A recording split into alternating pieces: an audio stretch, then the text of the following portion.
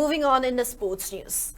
Manipur is set to co-host the 2025 edition of Durand Cup along with West Bengal, Assam, Meghalaya and Jharkhand from July 23 to August 23.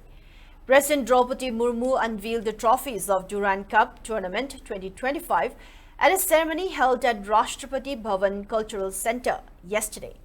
The Durand Cup is the oldest tournament in Asia and is organized by the Indian Armed Forces. Speaking at the event, the president emphasized the unifying power of sports, highlighting how they promote discipline, determination and team spirit. She also lauded the role of the armed forces in sustaining and promoting the legacy of the Durand Cup, Asia's oldest football tournament, which continues to play a key role in developing the sport in India. The tournament will kick off in Kolkata on July 22 and the group matches will be played in Assam's Kokrajhar, Jamshedpur in Jharkhand, Shillong in Meghalaya and also at Khuman Lampak Stadium, Imphal. The final match will be played in Kolkata on August 23.